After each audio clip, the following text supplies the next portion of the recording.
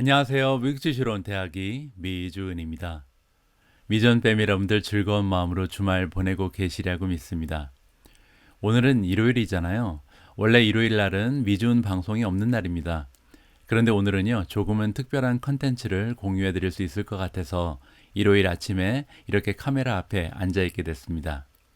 오늘 제가 여러분들과 공유할 내용은요, 미주은의 책 읽어주는 남자입니다. 원래 제가 가끔씩 보내드리는 시리즈이기 때문에 그닥 특별할 일이 없을 것 같은데요. 사실 오늘 특별한 점은 뭐냐면 제가 여러분들과 함께 읽어볼 책입니다. 제가 오늘 여러분들께 읽어드릴 책의 제목은 다모 다란의 투자 전략 바이블입니다. 이 책은요, 사전에 FN 미디어라는 출판사 측으로부터 편집 단계에서 제가 이제 외부 전문가로서 의견을 줄 수 있느냐, 이러한 원고 검토 의뢰를 받은 책이었습니다. 그래서 직접 한번 원고를 읽어봤더니요, 내용이 워낙 좋아서 오늘 이렇게 아직 서점에 나오지도 않은 책을 여러분들께 출판사의 동의하에 공유할 수 있게 됐습니다. 이 책은 아직 정식 출간이 되지 않았기 때문에 아직 서점에 나와 있지 않고요. 온라인에서도 예약 판매만 진행 중이기 때문에 오늘 방송을 보시는 분들께서는 아마도 대한민국에서 가장 먼저 이 책을 읽으시는 분들이 되시는 셈입니다. 뭐 별거 아니지만 괜히 기분이 좋아지는 이런 느낌이 드는데요. 그럼 이번에는 이 책을 저술하신 작가님을 소개해 드리도록 하겠습니다. 지금 화면 우측에 나와 있는 분인데요. 제가 예전에 오미조 자막 영상을 통해서 인터뷰 방송을 보내드린 적이 있는 분이고요. 이분의 이름은 에스워드 다마 다란입니다. 뉴욕 대학교에서 스턴 경영대학원 재무학 교수를 지내고 계신 분이고요. MBA를 가르치는 분이죠. 그래서 MBA 과정에서 기업의 금융과 주식 가치 평가를 가르치는 굉장히 좀 저명한 교수님이라고 보시면 될 것 같습니다. 1986년부터 뉴욕 대학교에서 재직 중이며 뉴욕대 명강의상을 비롯해서 많은 상을 받은 적이 있고요. 1994년에는 비즈니스 위크의 미국 최고 경영대학원 교수 12인 중에 한 명으로 선정된 바가 있다고 합니다. 그리고 2012년에는 최고 인기 경영대학원 교수로 선정됐다. 그래서 제가 오늘 여러분들과 함께 읽어볼 책은요, 어떻게 보면 우리가 최고의 MBA 강의를 듣는다, 이렇게 우리가 평가를 해볼 수도 있을 것 같습니다. 자, 이렇게 조금은 특별한 마음을 가지고 보내드리는 11월 7일 일요일 방송의 제목은요, 미주은의 책 읽어주는 남자 다모 다란의 투자 전략 바이블입니다. 미준 오늘의 이야기는요, 첫 번째로 이 책을 권해드리고 싶은 분들, 이 책을 읽어서 도움을 많이 받으실 수 있는 분들을 제가 나름대로 정리를 해봤고요. 두 번째로 제가 이 책을 읽은 이후에 가장 좀 기억에 남는 내용, 여러분들과 함께 공유하면 좋겠다라고 밑줄 친 이런 내용만 함께 다시 한번 읽어보는 기회를 마련하도록 하겠습니다. 세 번째로 미주은의 개인적인 평가, 이 책에 대해서 장점과 단점을 세 가지씩 정리를 해봤고요. 마지막은 역시 Catch Me If You Want로 마무리하도록 하겠습니다. 자, 그러면 굉장히 오랜만에 보내드리는 일요일 영상 바로 시작합니다. 최근 들어서 제가 매일 아침 일어나자마자 하는 행동이 하나 있는데요. 바로 유튜브 채널의 구독자 수가 얼마나 많이 늘었는지 확인하는 일입니다. 그만큼 최근 들어서 미주은 채널의 성장 추세가 엄청납니다. 유튜브 구독자 수 늘어나는 재미에 제가 요즘에 살고 있는 것 같은데요. 최근 들어서 미주은 패밀리가 되신 분들께 정식으로 환영의 말씀 그리고 감사의 말씀을 드리고 싶습니다. 여러분들께서 보내주시는 구독 그리고 좋아요는요, 우리가 함께 부자가 될 수 있는 길입니다. 잘 부탁드립니다. 자, 그러면 첫 번째 챕터로 바로 들어가도록 하겠습니다. 첫 번째 챕터에서 제가 말씀드릴 부분은 이 책을 권해드리고 싶은 분들인데요. 이 책을 읽으면서 많은 도움을 받으실 수 있는 분들을 제가 크게 4개의 카테고리로 나누어 봤습니다. 자, 첫 번째는요, 나만의 주식 투자 전략이 없으신 분들이 이 책을 읽으시면요, 아마도 이러한 방식으로 전략을 세우면 나한테 적합한 투자 전략을 성립할 수 있겠다, 이렇게 좀 여러분들께서 배우실 점이 많이 있을 것 같고요. 두 번째로 다양한 성격의 종목들로 포트폴리오의 다각화를 원하시는 분들, 투자 전략 바이블이라는 책에는 정말 다양한 투자 전략의 방법이 숨어 있거든요. 그래서 이 중에서 마음에 드는 것을 한 두세 개 정도 골라서 다양한 방식으로 종목을 선택해서 포트폴리오의 다각화를 이룰 수 있는 굉장히 현명한 방법을 우리가 배울 수가 있습니다. 자, 세 번째로 투자 종목 선택에 대한 확실한 기준이 확립되지 않으신 투자자분들, 그러니까 이제 종목 선택을 할 때 그냥 남들이 좋다더라 하는 말씀을 듣고 이 말에 따라서 투자하시는 분들이 계신다면 오늘 이 책을 읽고 나서 나는 이러한 기준을 가지고 종목을 선택해야겠구나, 이렇게 나만의 기준을 확립할 수 있는 기회가 되셨으면 합니다. 자, 마지막으로요. 뉴욕 대학교의 MBA 강의를 무료로 들으고 싶은 모든 분들께 오늘의 책을 권유하고 싶습니다. 자, 다음으로요. 두 번째 챕터에서는 제가 이 책을 읽고 나서 가장 기억에 남았던 내용들을 간추려서 다시 한번 여러분들과 읽어볼까 합니다. 이 책에 등장하는 모든 투자 전략은 우리 주위에 수십 년간 존재해온 것이다. 이들 전략이 그렇게 오랜 기간 생존할 수 있었던 이유 중 하나는 이들이 부분적으로 진실을 담고 있다는 점이다. 예를 들어 낮은 PER을 적용받는 주식을 사는 전략의 근본적인 원리를 생각해보자. 이러한 주식은 저평가되어 있을 가능성이 높다고 들었을 것이다. 이 주장은 직관적으로도 그럴듯할 뿐만 아니라 이를 뒷받침하는 사례도 종종 찾아볼 수 있다. 이를테면 과거 70년간 저 PER주로 구성된 포트폴리오의 수익률이 고 PER주로 구성된 포트폴리오를 연간 7%가량 앞섰다는 연구 결과가 있다. 어떤 주장과 그에 대한 반론을 듣다 보면 투자가 정말 혼란스러워지기 때문에 각각의 전략을 체계적으로 분리해서 강점과 약점을 파악하는 것은 중요한 작업이다. 자, 방금 전에 제가 읽어드린 단락이 바로 이번 책의 구성 내용이자 목적이라고 보시면 될 것 같은데요. 지금부터 우리는 상당히 많은 투자 전략에 대해서 어떻게 보면 하나하나씩 분석을 해볼 텐데요. 이 전략들이 다 장점도 있고 단점이 있다는 겁니다. 여기 나와 있는 것처럼 부분적으로는 다 진실을 담고 있다는 거죠. 그런데 무조건 믿고 신봉하면 안 된다. 왜냐하면 모든 투자 전략에는 약점이 있다는 거죠. 구멍이 있기 때문에 이 구멍을 우리가 인식하면서 이러한 점을 우리가 조심해야겠구나. 그리고 내가 만약에 이러한 투자 전략을 적용해서 투자를 진행하게 되면 이러한 점을 감안하면서 종목을 선택해야겠구나. 이렇게 배울 점이 있다는 거죠. 자, 그러한 관점을 가지고 오늘 영상을 지켜보시면 조금 더 재미있게 그리고 좀 효율적으로 내용을 간파하실 수가 있을 것 같습니다. 자, 지금 보고 계신 화면은요. 오늘 함께 읽어볼 책의 컨텐츠, 즉 목차입니다. 총 15개의 장으로 구성이 되어 있는데요. 굉장히 좀 분량이 많죠. 1장에서는 실패하지 않는 투자 전략은 없다. 자, 2장부터가 이제 슬슬 하나씩 이제 투자의 전략이 소개가 됩니다. 첫 번째 2장에서 소개하는 투자 전략은 고배당주 전략이죠. 고배당주는 가격이 상승하는 채권. 3장은 이 주식 정말 싸다. 저 PER주. 4장 장부 가치보다 싸다고 저 PBR주. 자, 5장은요. 이익이 안정적인 회사가 더 유리할까? 6장 우량 기업이 투자에 유리할까? 7장 아가야 무럭무럭 자라라. 성장주 이야기. 8장 최악은 지나갔다. 역발상 투자. 9장 다음 대박을 노려라. 신성장 산업과 신생회사. 10장 다 집어삼켜라. 인수합병 거물. 11장 달리는 한방 무위험 절대 수익. 12장 달리는 말에 올라타라. 모멘텀 투자. 13장 전문가를 따르라. 14장 장기적으로는 말이야. 전체 시장에 대한 미신.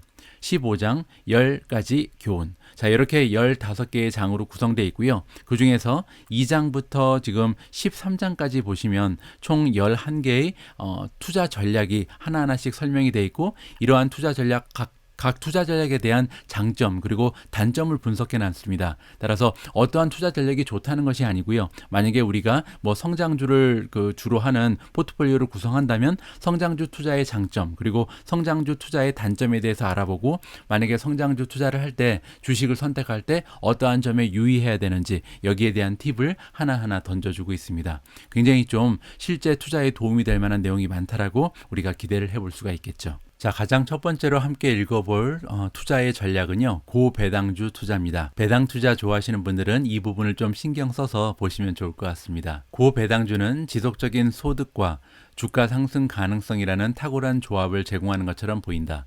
특히 약세장에서는 주가가 하락할수록 고배당주의 매력이 더 증가한다. 경험적 증거도 고배당주의 장기 수익률이 더 높다는 주장을 뒷받침하는 것처럼 보인다. 고배당주의 투자에 따르는 위험은 무엇일까?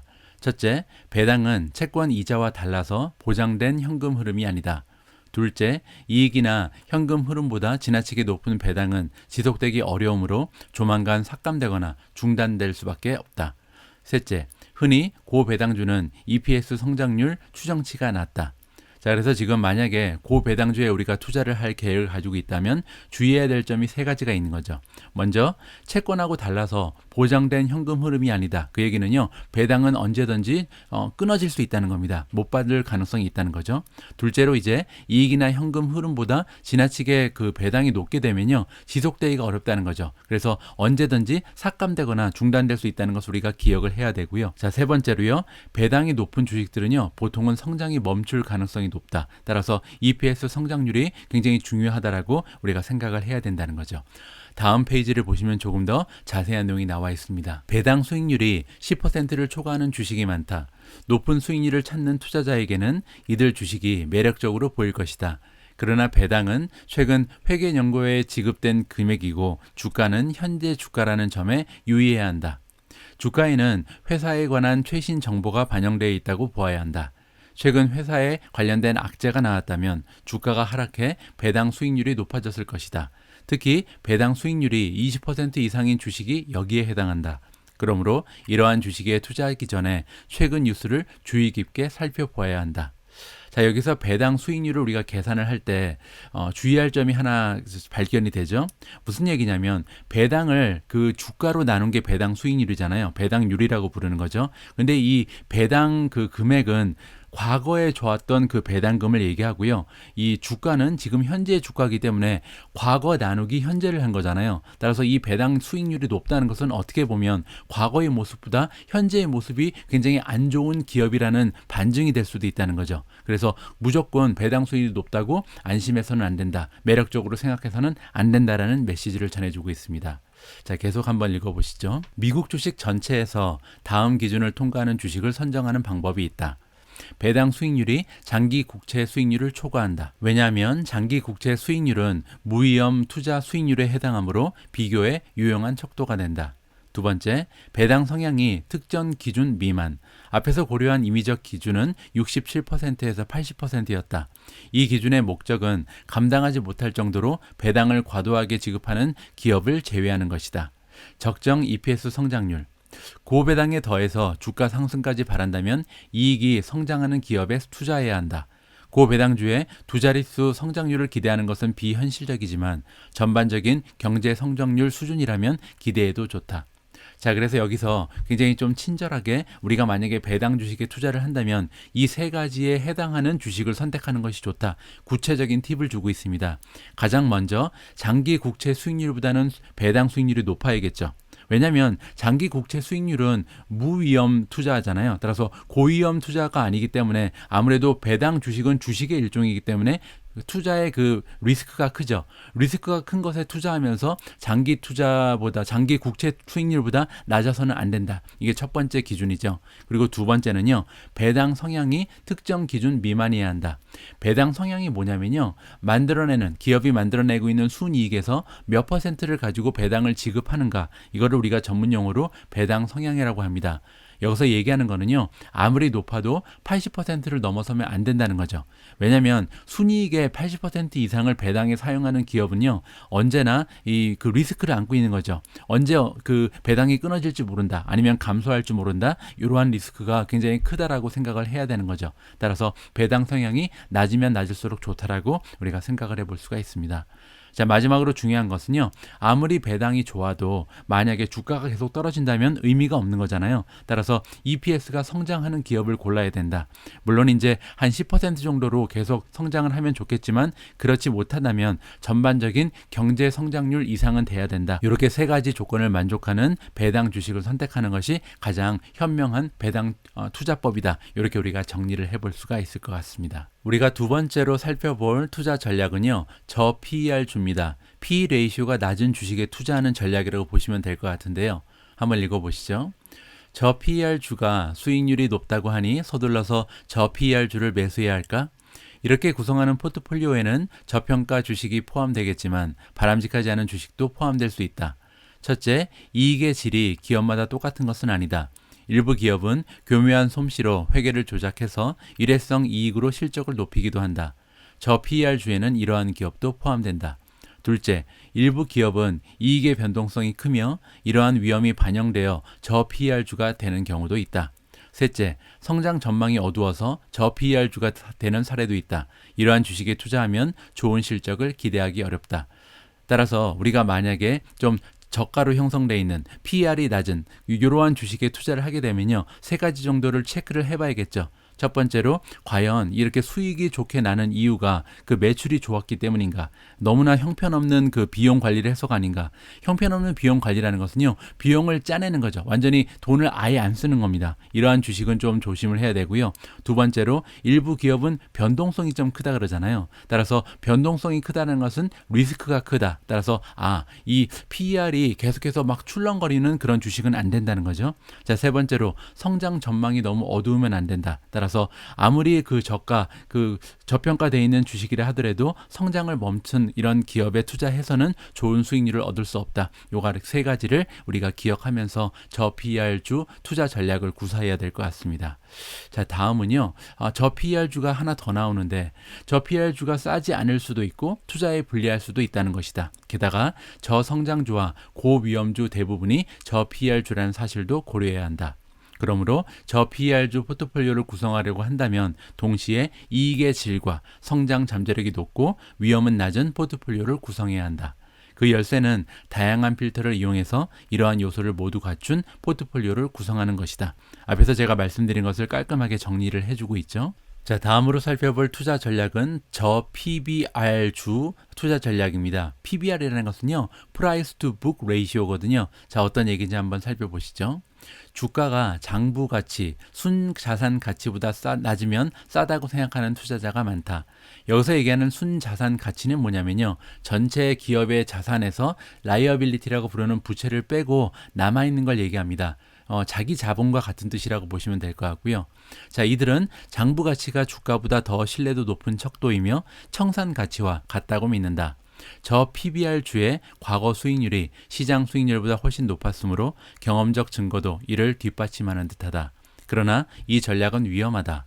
장부 가치는 회계 측정치에 불과해서 회사가 보유한 자산의 가치나 자산의 청산 가치와는 무관하기 때문이다. 특히 감가상각 방법, 구조 조정 비용 등 비용 처리 방법, 자사주 매입 등 회계적 선택이 장부 가치에 큰 영향을 미칠 수 있다. 펀더멘털 측면을 볼 때 위험이 크고 성장 전망이 어두우며 ROE가 낮은 기업의 PBR이 낮다.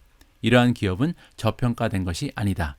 자, 여기에서도 PBR만 보고 투자를 하면 안 된다고 얘기하죠. 그 첫 번째 근거가 뭐냐면 PBR이라는 것은 순자산 가치를 기준으로 하는데, 이 순자산 가치라는 것은 어느 정도 회계상의 그 조작을 통해서 다양한 모습을 보일 수 있다는 거죠. 그리고 두 번째는 뭐냐면 PBR이 낮은 주식이 ROE가 낮을 경우가 많다. ROE라는 것은요, Return on Equity의 약자입니다. 자기 자본을 이용해서 어느 정도 순이익을 만들어내는가를 비율로 표시하는 건데요. 만약에 ROE가 낮으면 PBR이 낮아도 필요가 없다. 별 소용이 없다는 거죠. 따라서 이 두 가지를 한꺼번에 봐야 된다라고 우리가 이해를 하면 될 것 같습니다. 자, PBR주 투자 전략에 대해서 조금 더 부연 설명이 되어 있습니다.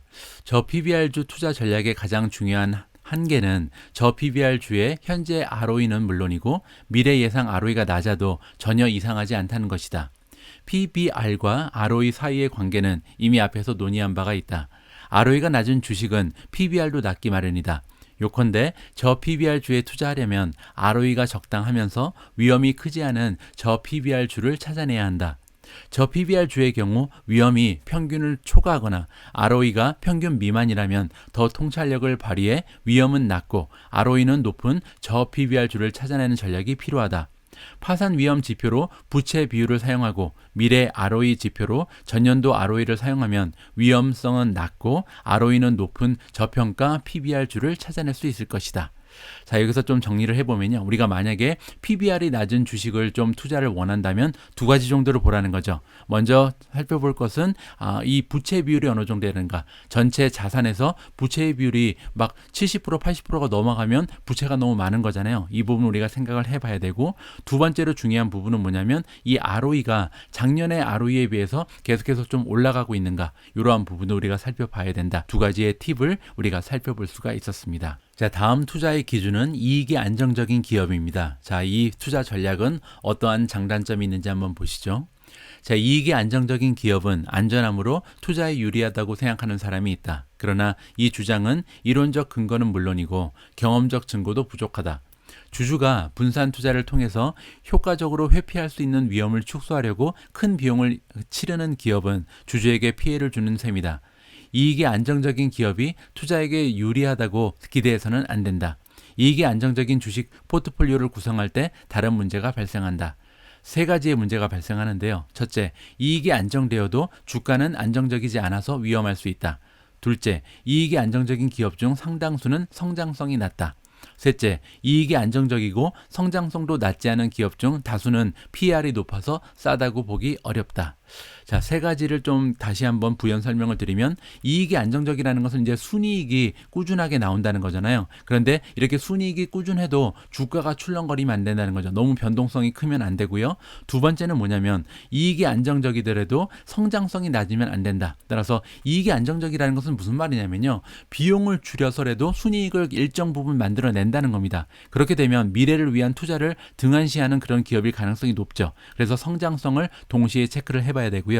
세 번째로 만약에 이익도 굉장히 안정적인데 성장률도 좋아요. 근데 문제는 PER이 굉장히 높을 가능성이 있다는 거죠. 그러니까 얼마나 비싼 주식인데도 우리가 확인을 해봐야 된다. 이렇게 정리가 가능합니다. 자, 다음으로 살펴볼 투자 전략은 우량 기업을 찾아서 투자하는 겁니다. 굉장히 좀 안전하게 느껴지죠. 구체적인 내용을 살펴보겠습니다. 경영이 훌륭한 우량 기업의 가치는 다른 기업보다 더 높아야 마땅하지만 우량 기업이 투자에 반드시 유리한 것은 아니다. 우량 기업이 투자에 유리하려면 적정 가격에 매수해야 한다. 6장에서는 주로 유량 기업의 적정 가격에 매수하는 방법을 논의했다. 어떤 기업이 우량 기업인가? 기업을 바라보는 관점, 재무 실적, 기업 지배구조, 사회적 책임이 다양한 만큼 우량 기업에 대한 정의도 각양각색이다. 다양한 관점을 모두 종합해서 우량 기업 포트폴리오를 구성하더라도 이들 종목의 주가가 적정 수준인지도 확인해야 한다.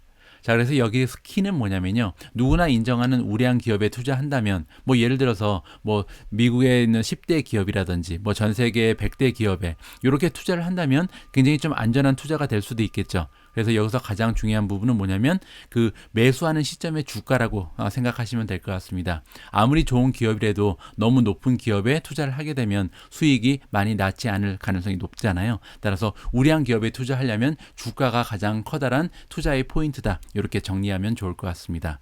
자, 우량 기업 투자에 대해서 조금만 더 살펴보시죠. 효과적인 우량 기업 투자 전략이란 시장이 알아보지 못할 우량주에 투자하는 것이다. 우량 기업은 동종 기업에서 뛰어나서 재무 실적이 우수한 기업인데 어떻게 시장이 알아보지 못할 수 있을까? 단기 사건에 대한 시장의 반응을 보면 이러한 우량 기업을 찾아내는 것이 가능하다. 첫째, 시장은 우량 기업에서 나오는 나쁜 소식에 간혹 과잉 반응하기도 한다. 실제로는 장기적으로 기업 가치에 큰 영향을 주지 않는 소식인데도 말이다. 예컨대 코카콜라의 영업 실적은 좋았지만 환율 탓에 EPS는 감소했다고 가정하자. 이 때문에 코카콜라의 주가가 폭락한다면 시장의 과잉 반응으로 볼 수 있다. 환율 효과는 시장이 흐르면 사라지기 때문이다. 이때 헐값에 주식을 매수하면 나중에 반등할 수 있다. 둘째, 몇몇 기업에서 나쁜 소식이 나오면 해당 업종이나 시장 모든 기업의 주가가 하락하기도 한다. 예컨대 2002년 몇몇 에너지 기업에서 대형 사고가 발생하자 에너지 기업의 주가가 모두 폭락했다. 에너지 종목에도 틀림없이 우량 기업이 있었을 터이므로 이때 우량 기업을 낮은 가격에 매수할 수 있었다. 자, 그래서 아까 말씀드린 것처럼 우량 기업의 투자를 성공적으로 하기 위해서는 주가가 중요하다라고 말씀드렸잖아요. 따라서 우량 기업인데 주가가 폭락한 이런 종목을 찾아야 되는데 방법이 두 가지가 있다는 거죠. 첫 번째는 이제 외부적인 영향으로 인해서 나쁜 소식이 발생했을 때 이러한 그 나쁜 소식 때문에 단기적으로 주가가 이렇게 많이 떨어지는 경우가 있잖아요. 이때 우리가 기회, 매수 기회로 삼아야 된다. 이렇게 이해를 해볼 수가 있는 거고요. 뭐 최근에 펠로톤의 가격이 35% 떨어졌는데 떨어졌는데 과연 이 펠로톤이라는 기업이 장기적으로 봤을 때 기업의 가치가 떨어졌는가? 뭐 이렇게 우리가 의문을 좀 해볼 필요성이 있다. 이렇게 이해하시면 좋을 것 같고요. 자, 둘째로 보시면 나쁜 소식이 그 산업 전반적으로 나오는 거죠. 그러니까 만약에 자동차 산업이라 그러면 자동차 산업 부분에서 한 기업이 굉장히 안 좋은 소식이 있었기 때문에 나머지 기업까지 영향을 받는 이러한 모습을 보이는 경우가 있습니다. 뭐 아니면 반도체도 마찬가지죠. 최근에 반도체 부족 현상 때문에 굉장히 좀 많은 반도체 주식들이 어려움을 겪고 있는데 만약에 이게 장기적으로 봤을 때는 이러한 반도체 부족 현상이 장기적으로 지속될 것인가 우리가 좀 의문을 해봐야 된다는 거죠. 이런 식으로 외부적인 영향 그리고 단기적인 영향으로 인해서 우량 기업의 주가가 떨어졌을 때는 줍줍의 기회로 삼아야 된다. 이렇게 우리가 정리를 하면 될 것 같습니다. 자, 다음으로 살펴볼 투자 전략은 저PEG 투자 전략입니다. PEG라는 주식 용어는 미주은과 오랫동안 함께 해주신 분들께서는 이제 익숙하신 단어죠. 함께 복습하는 기회가 될 것 같습니다. 저PEG 투자 전략은 성장 투자자가 널리 사용하는 전략이다. PEG는 PER을 EPS 기대 성장률로 나눈 비율이다. PEG 이꼴 PER 나누기 기대 성장률이라고 보시면 될 것 같고요. 예컨대 PER이 40이고 기대 성장률이 50%인 주식의 PEG는 0.8이다. 그렇죠? 40 나누기 50은 0.8이니까요. 일부 애널리스트들은 PEG가 1 미만으로 형성돼야 매력적인 주식이라고 주장하지만 이 전략도 기대 성장률보다 PER이 낮은 주식을 사는 전략처럼 유의할 점이 있다. 계산의 일관성을 유지하려면 사용하는 데이터의 일관성을 유지해야 한다. PEG 계산에는 여러 방식으로 정의되는 PER 중에 어떤 것을 사용해야 할까? 기대 성장률을 계산할 때 사용한 이익이 무엇인지에 따라 달렸다. EPS 기대 성장률의 최근 회계연도 이익, 즉 현행 이익을 사용했다면 PER도 현행 PER을 사용해야 한다. 후행 이익을 사용했다면 PER도 후행 PER을 사용해야 한다. 일반적으로 선행 PER은 PEG 계산에 사용하지 않는다. 성장률이 중복 계산될 위험이 있기 때문이다. 자, 그래서 만약에 우리가 PEG가 1.0 밑으로 떨어지면 좋은 주식이라고 제가 많이 강조해 말씀을 드렸는데 PEG 투자 전략을 사용한다면 중요한 것은 같은 시점에서 계산된 수치를 이용해야 된다는 거죠. 그 의미는 뭐냐면 만약에 EPS의 그 성장률을 계산할 때 지금 현재 이번 회계 연도에 성장률을 이용을 한다면 PEG 역시 forward PE를 사용하면 안 된다는 거죠. 지금 현재의 PE 레이시오를 사용해야 된다. 과거의 PE 레이시오를 사용해도 안 되고요. 자, 이렇게 동시대에 만들어진 수치를 가지고 비교를 해야 우리가 정확한 PEG 레이시오를 계산할 수 있다. 이렇게만 우리가 이해를 하고 넘어가면 될 것 같습니다. 자, 이번에는 드디어 우리가 기다려왔던 성장주 투자 전략입니다. 만약에 여러분들께서 성장주에 투자를 하고 계신다면 어떠한 점에 유의하면서 투자를 진행해야 될지 저자의 팁을 직접 한번 배워보도록 하겠습니다. 성장주 투자 전략에는 세 가지의 잠재 위험이 있다. 첫째, 미래에 실제로 성장할 기업을 찾기는 쉽지 않다. 과거의 성장률도 애널리스트의 기대 성장률 추정치도 신뢰도 높은 지표는 아니다. 둘째, 수익률 낮은 프로젝트에 투자하면 성장은 가치를 파괴할 수 있다. 셋째, 고성장 기업은 대개 위험도 크다. 고성장이 주는 이득이 고위험 때문에 모두 사라질 수 있다. 자, 그래서 일단 우리가 성장주에 주로 투자를 하고 있는 그런 투자자라면 세 가지 정도의 리스크를 안고 있다는 것을 인식을 해야 됩니다.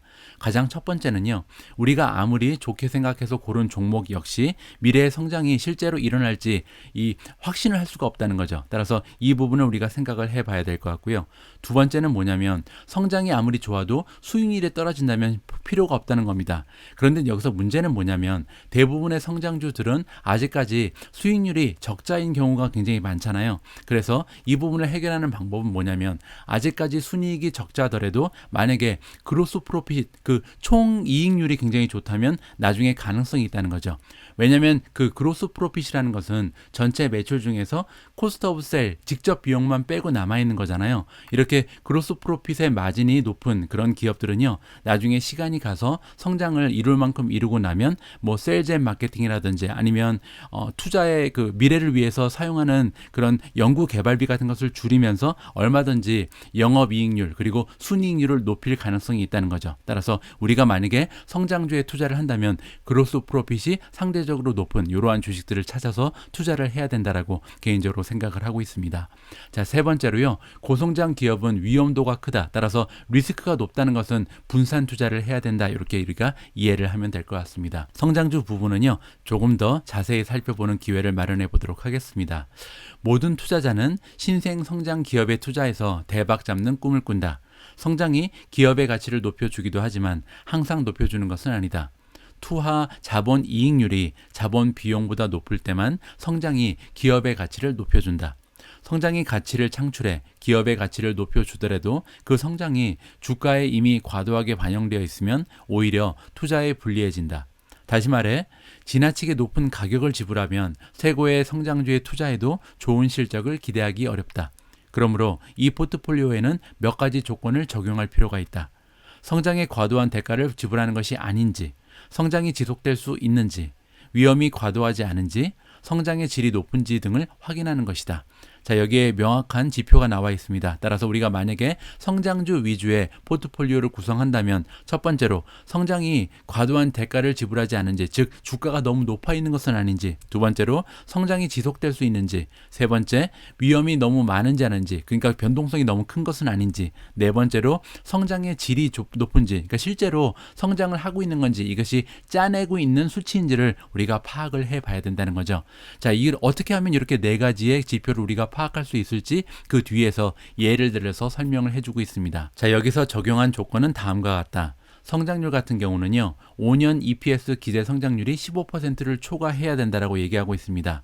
애널리스트가 분석하지 않은 소형주는 모두 제외하고요. 그리고 기대 성장률은 매우 중요한 데이터이므로 과거 EPS 성장률보다는 부족하다. 자, 이렇게 우리가 정리를 해볼 수가 있고요. 주가 같은 경우는 PER이 기대 성장률 미만, 즉 PEG가 1보다 떨어지는 것이 가장 좋은 주식이라고 다시 한번 우리가 확인을 해볼 수가 있는 거고요. 성장의 지속성, 이 부분은요. 과거 매출 성장률이 높으면 미래 매출 성장률도 높게 유지되는 경향이 있기 때문에 따라서 최근 5년 매출 성장률이 연 10%를 초과하는 종목만 포트폴리오에 포함한다. 따라서 지금 현재 성장률이 높다고 해서 안심하면 안 된다는 거죠. 굉장히 좋은 방법은 뭐냐면 과거 5년 동안도 계속 성장한 주식들이 지금도 성장률이 좋다면 이러한 종목들이 더 안전하다라고 얘기하고 있습니다. 자, 그리고 이제 리스크 관리 부분은요. 주가의 표준 편차가 80% 미만이고 베타가 1.25 미만인 종목만 포함해서 포트폴리오의 위험을 적정 수준으로 유지한다. 표준 편차라는 것은 시장의 전반적인 주가 흐름하고 비교를 해보는 겁니다. 따라서 시장 지수에 비해서 뭐 20% 이상 차이가 나면 안 된다는 거고요. 그리고 여기 나와 있는 베타 비수는 뭐냐면 베타 계수는 그 시장의 변동성과 일개 주식 그 개별 종목의 변동성을 비교하는 겁니다. 그래서 베타가 1.25라는 것은 시장의 변동성을 1.0으로 봤을 때 한 25% 정도 변동성이 높다는 거잖아요. 이거보다 더 베타 지수가 높으면 굉장히 좀 위험한 주식이라고 우리가 판단을 해도 괜찮다는 거죠. 자, 마지막으로 성장의 질인데요. 회계년도 ROE가 15%를 초과해야 되고요. 엄격하지만 성장주 투자에 성공하려면 성장의 질이 매우 중요하다. 성장이 얼마나 좋은 질을 가지고 있는지를 우리가 측정하는 단위가 ROE라고 우리가 생각을 해볼 수가 있는 거죠. ROE는 아까 말씀드린 것처럼 R은 리턴입니다. 순이익을 얘기하고요. On equity는 자기 자본을 얘기하거든요. 따라서 나의 자기 자본을 이용해서 만들어내는 순이익이 15%를 초과하는 주식이 성장의 질이 좋다라고 우리가 판단을 하면 좋다. 이렇게 우리가 정리를 해볼 수가 있을 것 같습니다. 자, 다음으로 등장하는 투자 전략은 역발상 투자입니다. 좀 생소한 단어인데요. 어떠한 전략인지 한번 살펴보시죠. 역발상 투자자는 최근 폭락한 주식에 투자하는 전략이 유망하다고 생각한다. 이들은 사람들이 새 정보에 과잉 반응함으로 이익 감소, 배당 삭감 등 악재가 발표된 이후에는 주가가 과도하게 하락하고 호재가 발표된 이후에는 과도하게 상승한다고 믿는다. 경험적 증거도 이러한 믿음을 뒷받침하는 것으로 보인다. 여러 연구에 의하면 최근 폭락한 주식을 장기간 보유하면 높은 수익이 나온다. 그러나 이러한 주식은 대개 저가주여서 거래 비용도 높고 위험도 시장보다 크다. 역발상 투자 전략으로 성공하려면 먼저 장기적 관점과 변동성을 견뎌내는 인내심을 갖춰야 한다. 그리고 거래 비용과 위험이 낮아지도록 유의해서 포트폴리오를 구성해야 한다. 대부분 투자자는 먼저 손실을 경험하고 나서 수익을 얻게 된다.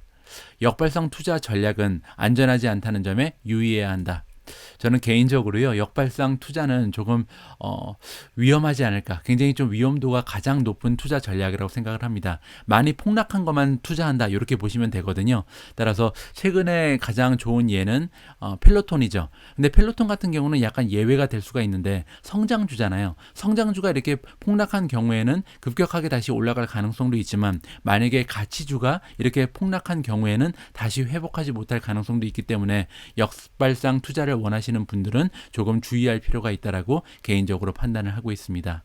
자, 마지막으로 살펴볼 투자 전략은 모멘텀입니다. 자, 모멘텀은 주식의 힘이 굉장히 좋은 것을 얘기하잖아요. 자, 어떠한 이야기인지 한번 살펴보시죠. 과거에 상승한 주식, 승자 주식은 가까운 미래에도 상승하는 경향이 있다. 그러나 그 모멘텀은 몇 달 이내에 반전할 가능성이 있으며 장기적으로 보유할수록 반전 가능성은 더욱 높아진다. 투자자가 사용할 수 있는 모멘텀 전략은 두 가지다. 첫째, 가격과 거래량 모멘텀이 있는 주식을 사는 것이다. 즉, 특정 기간에 다른 주식 대비 더 많이 상승하고 거래량 증가폭도 큰 주식을 산다. 이러한 주식은 다른 주식보다 좀 더 위험한데 내부자가 매도하는 고평가된 주식을 제거하는 식으로 성공 확률을 높일 수 있다.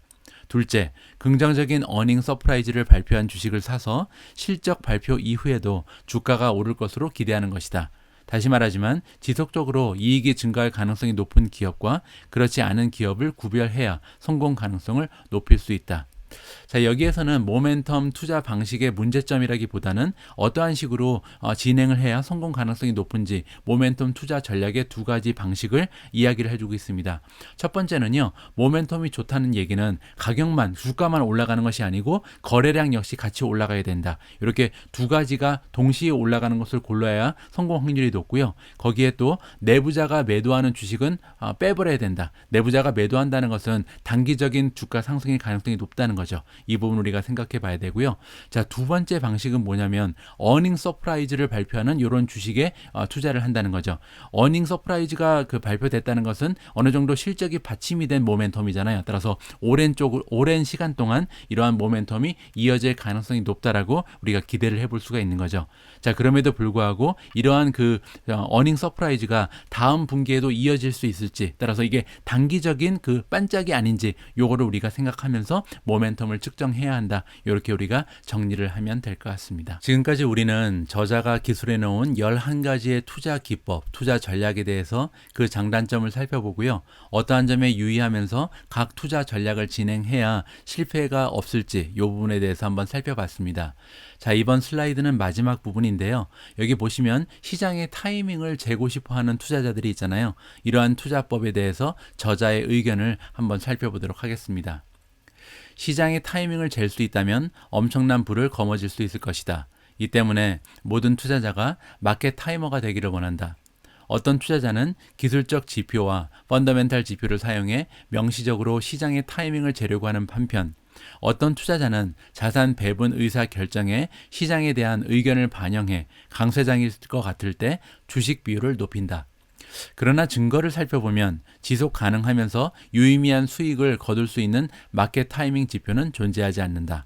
마켓 타이밍의 전문가, 즉 전략 애널리스트, 뮤추얼 펀드, 투자 뉴스레터 등 그 시도를 성공시켰다는 증거 또한 거의 없다. 증거가 희박한데도 투자자는 계속해서 시장의 타이밍을 재려고 할 것이다. 여러분들도 그럴 생각이라면 각자의 투자 기간에 맞는 마켓 타이밍을 전략을 설정을 하고 성공의 증거를 면밀히 검토하며 효과적인 종목 선정 전략과 병행하기를 바란다. 따라서 굉장히 좀 어려운 것이 시장의 타이밍을 재는 것이고, 성공적으로 이러한 시장의 타이밍을 잰 그런 역사가 없다는 얘기를 해주고 있잖아요. 그럼에도 불구하고 이렇게 시장의 타이밍을 재고 싶은 투자자들은 굉장히 좀 많은 노력과 면밀한 검토를 통해서 진행해야 된다. 이렇게 팁을 안겨주고 있습니다. 자, 오늘 제가 준비한 내용은 여기까지입니다. 만약에 여러분들 중에서요, 책의 나머지 부분이 너무나 궁금하신 분들은 나중에 이 책이 발간이 되면 직접 한번 사서 읽어보시면 좋을 것 같습니다. 자, 다음 챕터에서 준비된 내용은요, 미존의 개인적인 평가입니다. 이 책을 제가 읽으면서 가장 좋게 생각됐던 세 가지, 그리고 가장 아쉬웠던 점 세 가지를 정리해서 여러분들과 공유해 볼까 합니다. 자, 다모다란의 투자 전략 바이블, 비주온의 개인적인 평가. 일단 긍정적인 면 세 가지를 설명을 드리면요. 첫 번째로 11가지나 되는 투자 전략을 한꺼번에 배울 수 있는 굉장히 소중한 기회라고 생각이 되고요. 두 번째로 각 투자 전략을 장단점을 분석을 하고요. 구체적인 활용 방법을 제시한다는 점이 굉장히 좀 마음에 들었습니다. 실제 투자에 이용할 수 있는 가치가 굉장히 높다라고 우리가 평가를 해볼 수가 있는 것 같고요. 세 번째로 최고의 MBA 교수답게 굉장히 전문적인 내용인데도 불구하고 쉽게 풀어서 설명을 했다. 따라서 진정한 전문가라고 제가 판단을 하고 있습니다. 제가 생각하는 진정한 전문가는요, 아무리 어려운 내용도 굉장히 쉽게 설명을 해줄 수 있는 사람이 전문가라고 생각을 하거든요. 그런 의미에서 이번에 이 책을 쓰신 다모 다란이라는 교수님은요, 굉장히 좀 멋진 교수구나라고 생각을 하게 됐습니다. 자, 반면 조금은 아쉬운 부분 세 가지를 여러분들께 굳이 찾아서 설명을 해드리면요. 첫 번째로 굉장히 시원하면서 알려주는 쪽집게 과외 같은 결론은 없습니다. 뭐 이렇게 쭉 나열하면서 이러한 전략이 있고 이러한 전략이 있고 이러한 전략들의 장단점을 보여주지만 어떠한 전략이 가장 좋은지 해답은 안겨주지 않는다는 거죠. 역시 해답은 투자자 우리 스스로가 찾아야 된다. 이러한 메시지를 다시 한번 확인을 해볼 수가 있고요. 두 번째로 미국 주식에 투자를 진행하고 있지 않다면 다소 지루하게 느낄 수 있다. 따라서 그냥 투자에 대한 전반적인 개념을 잡기 위해서 보시는 분들은요, 약간 지루하게 느껴질 수 있다라고 생각이 되고요. 자, 세 번째로 페이지 수가요, 600페이지입니다. 엄청난 분량이거든요. 제가 그 미주운 책 두 번째 책이 굉장히 좀 분량이 많다고 말씀을 드렸죠. 480페이지인데 여기 보시면 책 두께가 이렇거든요. 이게 480페이지인데 이 책은요, 무려 600페이지입니다. 따라서 웬만큼 책을 좋아하시는 분들이 아니면 끝까지 읽는데 상당히 오랜 시간이 걸리지 않을까 생각을 하고 있고요. 자, 오늘 방송의 마지막도 역시 Catch Me If You Want로 마무리하도록 하겠습니다. 오늘 Catch Me If You Want도요, 예전과 마찬가지로 이 책에서 가장 좋았던 구절 4개, 가장 소중했던 구절 4개를요, 짧게 읽어보면서 마무리하도록 하겠습니다. 첫 번째로요, 세련된 이름의 복잡한 투자 전략이 등장해서 기존과 다른 전략이라고 주장하면 조심하라. 두 번째로, 주식에 대해서 예측할 수 있는 단 한 가지는 주식의 예측 불가능성이다. 세 번째, 고수익 전략에서 위험을 발견할 수 없다면 충분히 살펴보지 않은 것이다. 네 번째, 모든 투자자들에게 적합한 단 한 가지의 최고 투자 전략은 없다. 이렇게 네 줄로 정리해 봤습니다. 자, 오늘 방송의 마무리는요, 다모다란 교수님의 실제 인터뷰 영상을 틀어드리면서 마무리해 볼까 합니다. 한 2분짜리 영상인데요, 이번 책에 어떠한 그 내용들이 들어있는지 저자의 설명을 직접 들어보실 수 있는 소중한 기회가 될 것 같습니다. 자, 이번 영상도 마지막까지 함께 해주셔서 진심으로 감사의 말씀을 드립니다. 우리 모두가 미국 주식 투자로 은퇴하는 그날까지 다 함께 화이팅입니다. 행복한 하루 되세요. 감사합니다.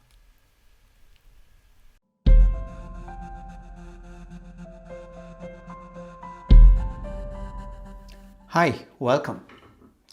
As human beings, we share three traits, none of which is admirable. The first is we're greedy. The second is we're impatient. And the third is we're lazy. You know what? Investment scam artists through the ages have played on those three qualities. They tell us we can make a lot of money. That gets our interest up. We can make it quickly. That makes it even more interested. And then they tell us we can do this with very little work. Through the ages, there have been dozens of schemes that people have come up with that claim to make money. Buy low PE stocks and you're going to make money. Buy stocks that pay high dividends and you're going to make money. Buy stocks that everybody else, the experts are buying, and you'll make money. In fact, it was so easy to make money, we'd all be rich, right? And we're not. In this book, Investment Fables, here's what I do. I take the claims that these scam artists have made over time. For instance, is buying low PE stocks a way to make money? And I test it. I test it by looking at how much money I'd have made by buying low PE stocks over time, and also what kinds of stocks would come through into my portfolio if I listened to these scam artists. The entire basis for this book, and the title of the book gives away, is many of these sales pitches are fables. Fables told to get us to invest in ways we shouldn't be investing. It's not a cynical book. It's a book that's designed to allow you to ask the right questions. Because let's face it, you're going to be tempted when somebody calls you and says, I've found an easy way to make money. What I hope this book will give you is the capacity to ask the right questions when you're faced with that kind of opportunity. Every investment scheme needs to be tested before it's adopted, and I hope this book gives you a roadmap to get there. Thank you very much for reading my book, and I hope you enjoy it.